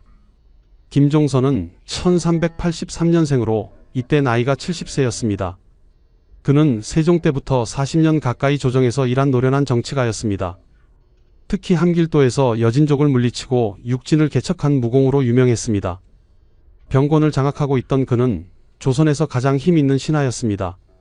황보인은 김종서보다는 젊었지만 역시 세종 때부터 일한 원로였습니다. 영의정으로서 조정의 모든 일을 총괄했습니다. 그는 문종의 절친한 신하였고 문종의 유언을 가장 무겁게 받아들인 사람이었습니다. 그리고 집현전 학사들이 있었습니다. 성삼문, 박팽년, 이계, 하위지, 유성원, 유웅부. 이들은 모두 세종 때 집현전에서 함께 일한 동료들이었습니다. 그들은 단종의 교육을 담당했고 어린 왕을 친자식처럼 아꼈습니다. 특히 성삼문은 단종과 가장 가까웠습니다. 1418년생인 그는 이때 35세였습니다. 세종 때 문과에 급제하여 집현전에 들어간 그는 뛰어난 학문과 성실함으로 세종의 총애를 받았습니다. 단종이 세자 시절부터 그의 교육을 담당했기에 둘 사이에는 특별한 정이 있었습니다. 박팽년은 1417년생으로 성삼문보다 한 살 위였습니다. 그는 경학, 문장, 글씨 모두에 뛰어나 집대성이라 불렸습니다. 세종이 직접 그의 문장을 칭찬할 정도였습니다. 그 역시 단종의 교육에 깊이 관여했습니다. 이계, 하위지, 유성원도 모두 비슷한 시기에 집현전에 들어와 함께 일한 동료들이었습니다. 그들은 1447년 문과 중시에 함께 급제한 동기였습니다. 20년 넘게 함께 학문을 닦고 같은 뜻을 품은 사람들이었습니다. 이들은 매일 조정에 나가 단종을 보필했습니다. 어린 왕이 실수하지 않도록 옆에서 조언했고 국정을 올바르게 운영하도록 도왔습니다. 전하, 이 일은 이렇게 처리하시는 것이 좋겠습니다. 전하, 백성들의 어려움을 먼저 헤아리셔야 합니다. 단종은 그들의 말을 귀담아 들었습니다. 어린 왕은 총명했고 배우려는 의지가 강했습니다. 신하들은 희망을 가졌습니다. 몇 년만 지나면 단종이 훌륭한 왕으로 성장할 것이라고 믿었습니다. 하지만 한 사람이 그것을 참을 수 없었습니다. 바로 수양대군이었습니다. 1452년 7월 단종이 즉위한 지 2달이 지난 때였습니다. 수양대군은 권람을 불렀습니다. 권람은 수양대군의 측근이었고 야심 있는 인물이었습니다. 권람, 자네는 지금 조정의 상황을 어떻게 보는가? 수양대군이 물었습니다. 대감마님, 김종서와 황보인이 모든 권력을 쥐고 있습니다. 상감께서는 어리시고 대신들이 마음대로 정사를 처리하고 있습니다. 그렇다면 내 자리는 어디인가? 나는 선왕의 동생이고 상감의 숙부이네. 그런데 왜 나는 조정에서 아무 힘도 없는가? 수양대군의 목소리에 분노가 섞여 있었습니다. 대감마님께서 힘을 쓰시려면 먼저 김종서 등을 제거하셔야 합니다. 권람이 조심스럽게 말했습니다. 그것은 반역을 의미하는 말이었습니다. 하지만 수양대군은 고개를 끄덕였습니다. 그렇게 해야겠군. 언제까지 조카 밑에서 신하 노릇을 할 수는 없지 않은가. 그날부터 수양대군의 은밀한 계획이 시작되었습니다. 권람, 한명회, 홍달손 등을 모아 밀약을 맺었습니다. 그들은 1년 넘게 신중하게 준비했습니다. 조정의 신하들은 그것을 전혀 눈치채지 못했습니다. 김종서와 황보인은 수양대군을 경계하기는 했지만 감히 역모를 꾸밀 것이라고는 생각하지 못했습니다. 그는 어쨌든 왕족이었고 세종대왕의 아들이었으니까요. 성삼문, 박팽년 같은 집현전 학사들도 마찬가지였습니다. 그들은 오직 단종을 잘 보필하는 것만 생각했습니다. 수양대군이 칼을 갈고 있다는 사실을 몰랐습니다. 1453년 10월 9일 밤 수양대군은 마지막 회의를 했습니다. 내일 밤이다. 내일 밤 김종서의 목을 치겠다. 참고 또 참았습니다. 1년 4개월을 기다렸습니다. 이제 더 이상 참을 수 없었습니다. 1453년 10월 10일 조선 역사상 가장 비극적인 밤이 다가오고 있었습니다. 1453년 10월 10일 그날은 평범한 가을밤이었습니다. 백성들은 모두 잠들었고 한양거리는 고요했습니다. 하지만 그 고요함은 곧 비명으로 찢어지게 될 것이었습니다. 밤 9시경 수양대군이 집을 나섰습니다. 그의 뒤에는 무장한 군사들이 따랐습니다. 임어울운, 유숙, 양정 같은 무사들이 철퇴와 칼을 들고 있었습니다. 첫 번째 목표는 김종서의 집이었습니다. 조용히 가자. 아무도 눈치채서는 안 된다. 수양대군이 낮은 목소리로 명령했습니다. 그들은 어둠 속을 조용히 이동했습니다. 김종서의 집은 멀지 않았습니다. 70세 노장 김종서는 그날 밤 책을 읽다가 막 잠자리에 들려던 참이었습니다.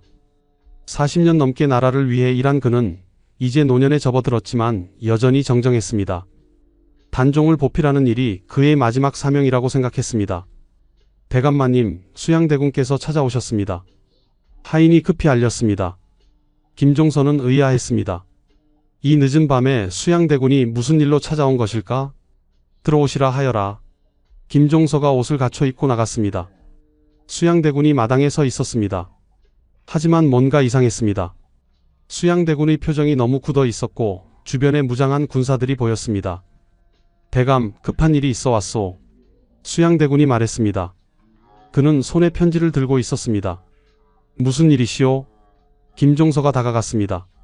수양대군이 편지를 내밀었습니다. 김종서가 달빛에 비춰 편지를 읽으려는 순간이었습니다. 지금이다. 수양대군이 외쳤습니다. 그 순간 임어울운이 철퇴를 휘둘렀습니다. 화직! 둔탁한 소리와 함께 김종서가 쓰러졌습니다. 70세 노인의 머리가 철퇴에 맞아 깨진 것입니다. 피가 사방으로 튀었습니다. 아버지! 김종서의 아들 김승규가 뛰어나왔습니다. 하지만 그 역시 철퇴에 맞아 즉사했습니다. 순식간에 벌어진 일이었습니다. 조선 최고의 무장이자 단종의 보호자였던 김종서가 이렇게 허무하게 죽었습니다. 수양대군은 시신을 내려다보며 차갑게 말했습니다. 다음은 황보인이다. 서둘러라.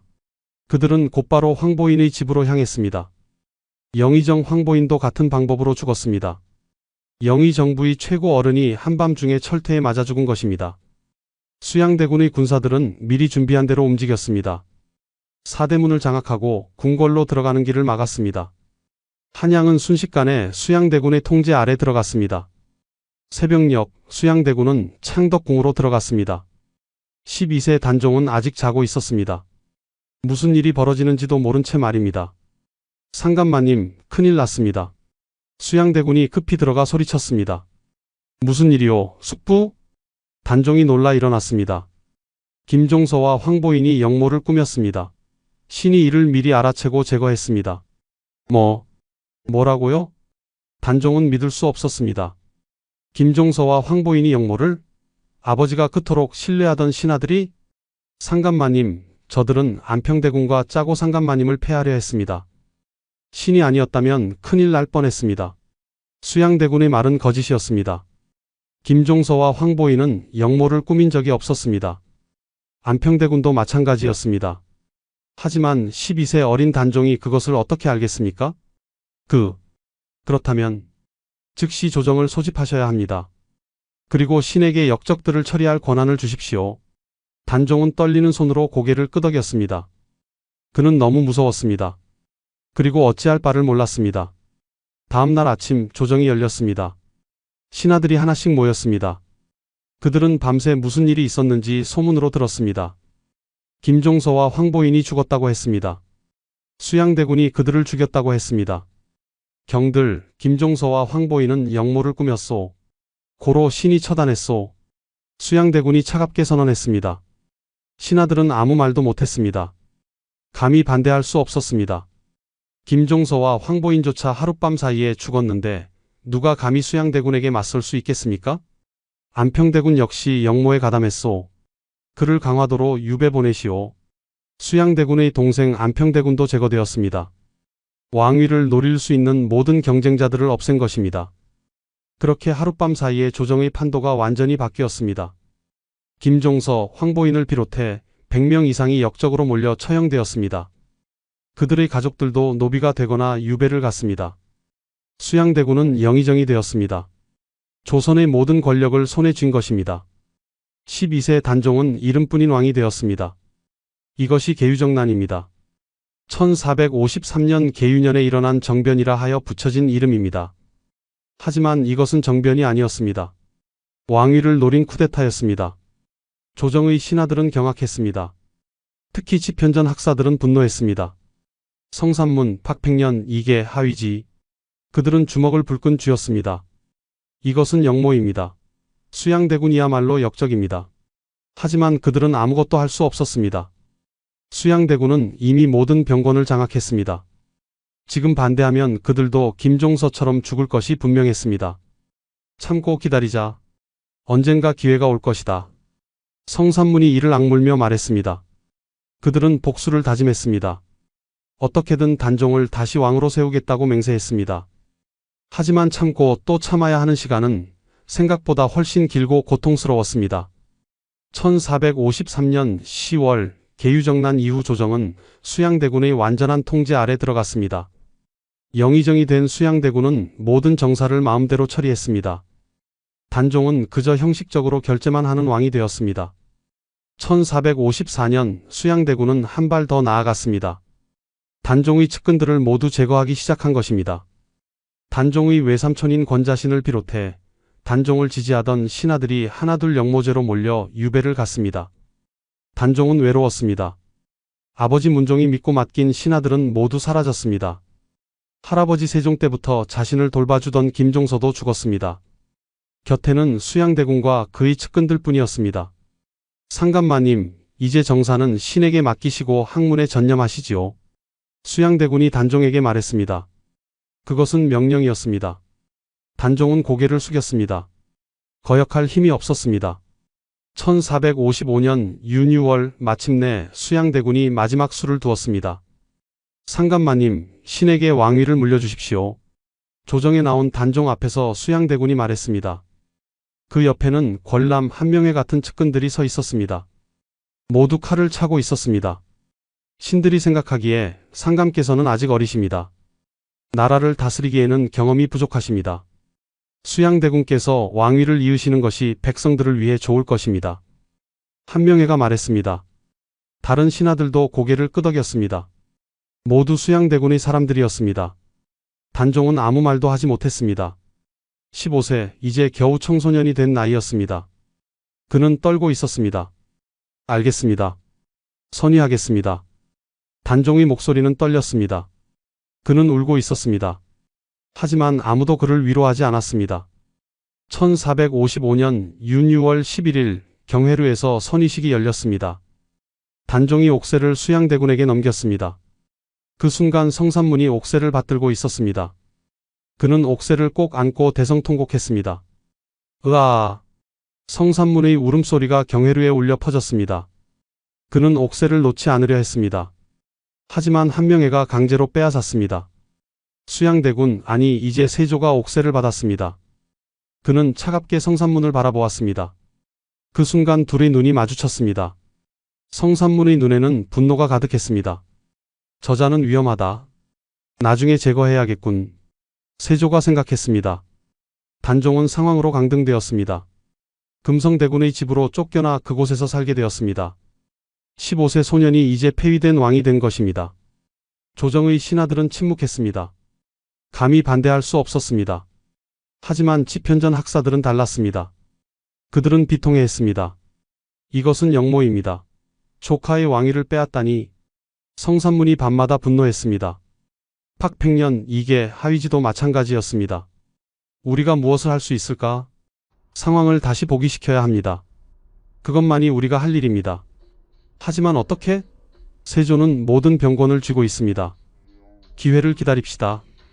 반드시 기회가 올 것입니다. 그들은 은밀히 만나 의논했습니다. 그리고 복수를 준비했습니다. 1년을 기다렸습니다.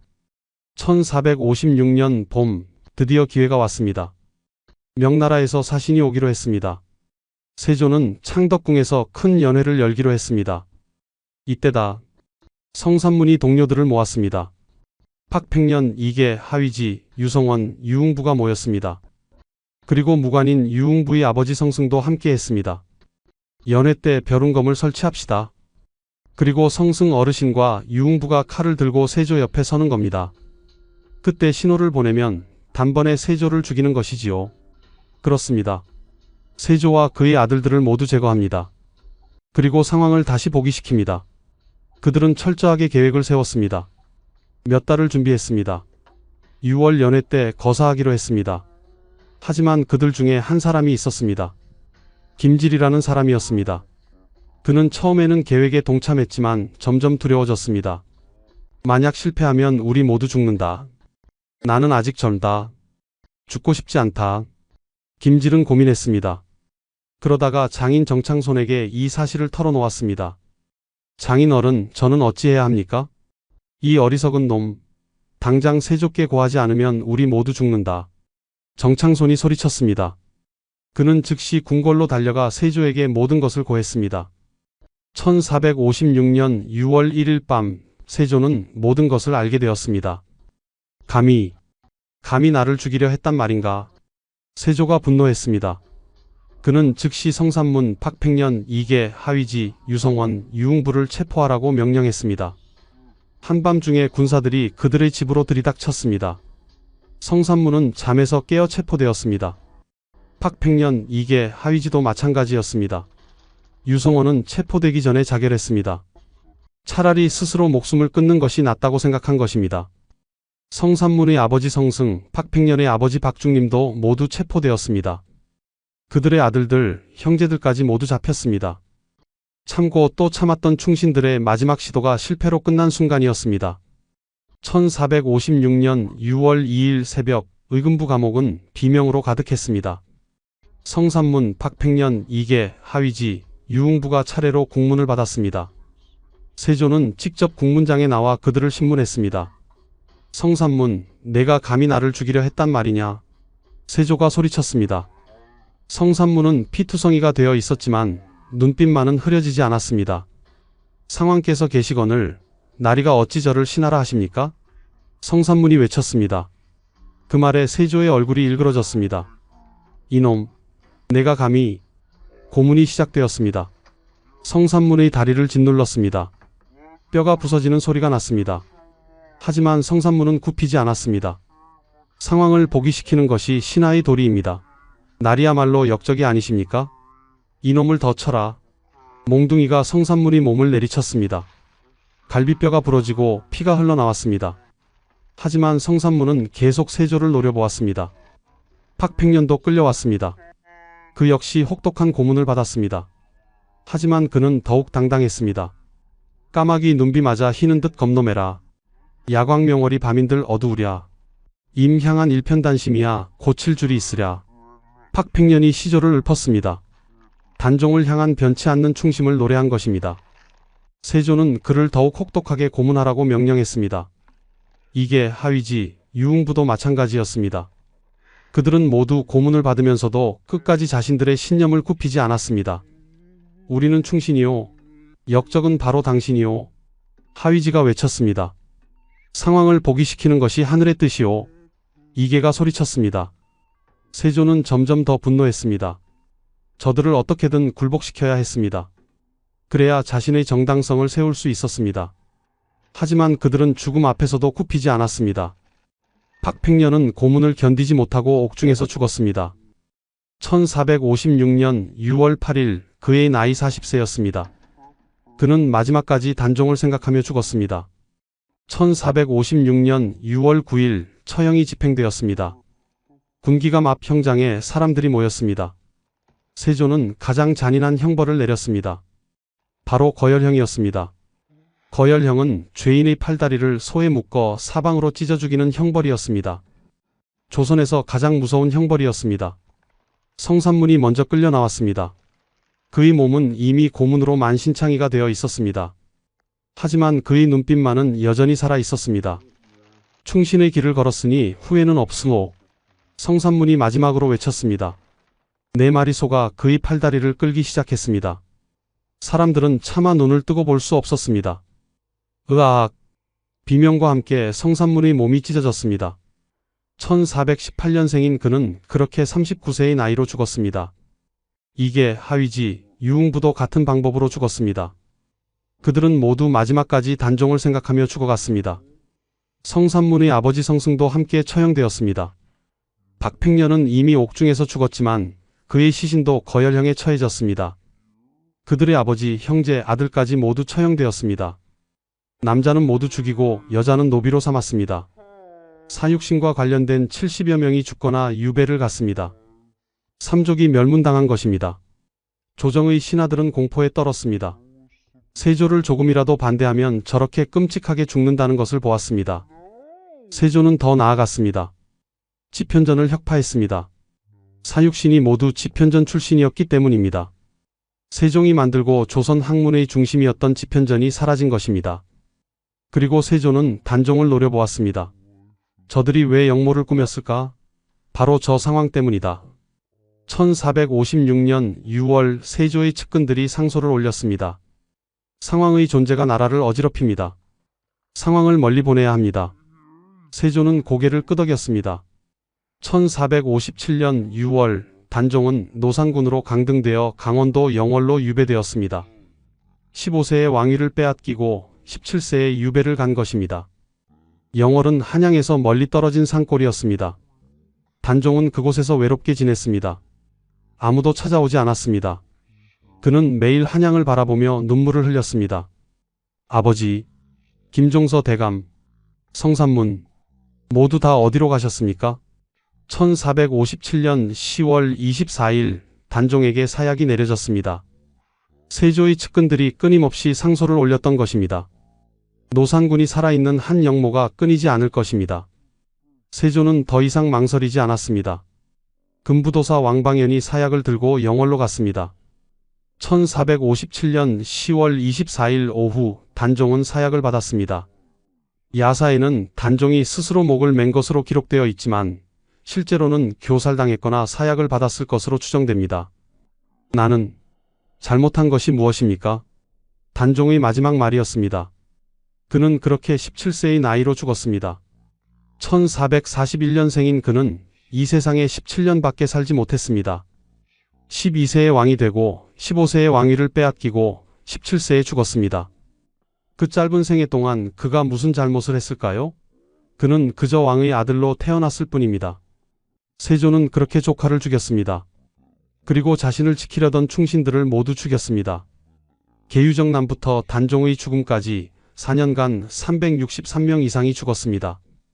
왕위를 지키기 위해 흘린 피의 대가는 무엇이었을까요? 이제 그 이야기를 하겠습니다. 1457년 10월 단종이 죽고 얼마 지나지 않아서였습니다. 세조가 악몽을 꾸기 시작했습니다. 어느 날 밤 세조는 꿈을 꾸었습니다. 형수인 현덕왕후가 나타났습니다. 현덕왕후는 단종을 낳고 산후병으로 죽은 문종의 왕비였습니다. 1441년 단종을 낳은 지 이틀 만에 죽었던 여인이었습니다. 꿈속에서 현덕왕후가 세조를 노려보았습니다. 내 아들을 죽인 원수. 현덕왕후가 세조에게 침을 뱉었습니다. 침이 세조의 가슴에 떨어졌습니다. 으악! 세조가 비명을 지르며 잠에서 깼습니다. 온몸이 땀으로 젖어 있었습니다. 가슴을 만져보니 뜨거웠습니다. 다음 날 아침 그 자리에 종기가 생겼습니다. 작은 종기였습니다. 처음에는 대수롭지 않게 생각했습니다. 하지만 그 종기는 점점 커졌습니다. 그리고 다른 곳에도 종기가 생기기 시작했습니다. 전하, 이 종기는 보통 종기가 아닙니다. 어이가 걱정스럽게 말했습니다. 치료하면 되지 않겠는가? 약을 써보겠습니다만 잘 낫지 않을 것 같습니다. 어이의 말이 맞았습니다. 세조의 종기는 약을 써도 낫지 않았습니다. 오히려 점점 더 심해졌습니다. 종기에서 고름이 나왔습니다. 악취가 났습니다. 1457년 9월 더 큰 비극이 일어났습니다. 세조의 장남 의경세자가 갑자기 죽은 것입니다. 의경세자는 1438년생으로 이때 나이가 20세였습니다. 건강하고 총명한 청년이었습니다. 세조의 후계자로서 손색이 없었습니다. 세조는 그를 무척 사랑했습니다. 그런데 1457년 9월 2일 의경세자가 갑자기 쓰러졌습니다. 가위에 눌린 것처럼 숨을 쉬지 못하더니 그대로 죽었습니다. 아들아, 아들아. 세조가 통곡했습니다. 20세 아들이 아무 이유 없이 죽은 것입니다. 어이들도 원인을 알 수 없었습니다. 야사는 이렇게 전합니다. 현덕왕후의 혼령이 의경세자를 데려갔다고 말입니다. 네가 내 아들을 죽였으니 나도 내 아들을 데려간다라고 했다는 것입니다. 사실 의경세자는 단종이 죽기 한 달 전에 죽었습니다. 단종은 10월 24일에 죽었고 의경세자는 9월 2일에 죽었으니까요. 하지만 사람들은 이것을 저주라고 믿었습니다. 세조는 더욱 고통받았습니다. 아들을 잃은 슬픔과 온몸의 종기로 밤낮으로 괴로워했습니다. 1457년 말 세조는 온양온천을 찾았습니다. 종기를 치료하기 위해서였습니다. 하지만 별로 효과가 없었습니다. 1460년대 들어서 세조의 병은 더욱 악화되었습니다. 이제 온몸에 종기가 퍼졌습니다. 고름이 옷을 적셨습니다. 1984년 상원사 문수동 자상에서 발견된 세조의 속옷에는 실제로 피와 고름 자국이 남아 있었습니다. 세조는 오대산 상원사도 찾아갔습니다. 100일 기도를 하고 목욕을 했습니다. 전설에는 문수보살이 나타나 등을 밀어줬다고 하지만 실제로 병이 나은 것은 아니었습니다. 밤마다 악몽이 그를 괴롭혔습니다. 김종서가 피를 흘리며 나타났습니다. 성산문 박팽년 하위지의 모습이 보였습니다. 그리고 단종이 어린 조카가 피눈물을 흘리며 그를 바라보았습니다. 숙부님, 왜 저를 죽였습니까? 저는 숙부님을 믿었는데. 아니다. 내가 아니다. 내가 살아있으면 나라가 어지러워진다. 세조가 악몽 속에서 소리쳤습니다. 하지만 환영은 사라지지 않았습니다. 낮에도 그는 불안했습니다. 조금만 소리가 나도 깜짝 놀랐습니다. 누군가 자신을 죽이려 하는 것 같았습니다. 실제로 여러 번 영모 사건이 일어났습니다. 세조는 그때마다 무자비하게 진압했습니다. 나는 왜 이렇게 고통받아야 하는가? 나는 나라를 위해 일한 것뿐이다. 세조가 혼자 중얼거렸습니다. 하지만 그도 알고 있었습니다. 자신이 무엇을 했는지, 얼마나 많은 사람을 죽였는지를 말입니다. 1467년 이시에의 난이 일어났습니다. 함경도에서 반란이 일어난 것입니다. 세조는 아들 예종을 보내 진압했습니다. 다행히 반란은 진압되었습니다. 하지만 세조는 알았습니다. 자신에 대한 반감이 여전히 크다는 것을 말입니다. 1468년 여름 세조의 병은 극도로 악화되었습니다. 52세의 세조는 이제 노인이 되었습니다. 온몸의 종기, 악몽으로 인한 불면증, 정신적 고통이 그를 쇠약하게 만들었습니다. 내가 곧 죽을 것 같구나. 세조가 아들 예종에게 말했습니다. 아바마마, 그런 말씀 마십시오. 아니다. 나는 안다. 내 시간이 얼마 남지 않았다는 것을. 1468년 9월 7일 세조는 예종에게 왕위를 넘겼습니다. 더 이상 버틸 수 없었습니다. 1468년 9월 8일 세조가 승하했습니다. 52세였습니다. 1417년에 태어나 51년을 살았습니다. 왕으로는 13년을 살았습니다. 그는 왕좌에 앉은 13년 동안 단 하루도 편히 잠들지 못했습니다. 온몸의 종기와 악몽이 그를 괴롭혔습니다. 아들도 먼저 죽었습니다. 이것이 대가였는가? 왕위를 얻은 대가가 세조의 마지막 말이었다고 전해집니다. 하지만 고통은 여기서 끝나지 않았습니다. 세조가 죽고 차남 예종이 왕위에 올랐습니다. 1450년생인 예종은 이때 19세였습니다. 예종은 아버지를 닮아 총명했습니다. 세자 시절부터 정치를 배웠고 나라를 잘 다스릴 준비가 되어 있었습니다. 사람들은 기대했습니다. 세조의 강압적인 통치가 끝나고 예종의 온건한 통치가 시작될 것이라고 말입니다. 하지만 예종은 건강이 좋지 않았습니다. 어려서부터 병치레가 잦았던 그는 왕이 된 후에도 몸이 약했습니다. 1468년 10월 예종의 발에 종기가 생겼습니다. 처음에는 작았습니다. 하지만 점점 커졌습니다. 발이 썩어 들어가기 시작했습니다. 전하, 발을 잘라내야 할지도 모릅니다. 어이가 걱정스럽게 말했습니다. 무슨 소리냐? 왕이 어찌 발을 자를 수 있단 말이냐? 예종이 거부했습니다. 하지만 병은 악화되었습니다. 종기에서 고름이 나왔습니다. 아버지 세조와 똑같은 증상이었습니다. 1469년 11월 28일 예종이 갑자기 죽었습니다.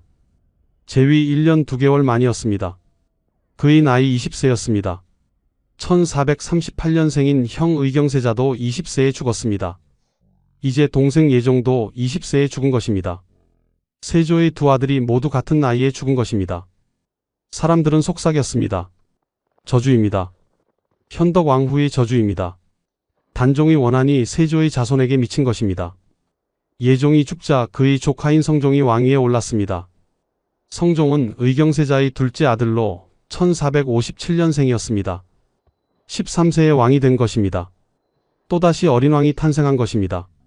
성종은 훌륭한 왕이 되었습니다. 25년간 재위하며 조선의 문화를 꽃피웠습니다. 하지만 그 역시 일찍 죽었습니다. 1495년 38세의 나이로 죽은 것입니다. 성종의 형 월산대군도 1488년 35세에 죽었습니다.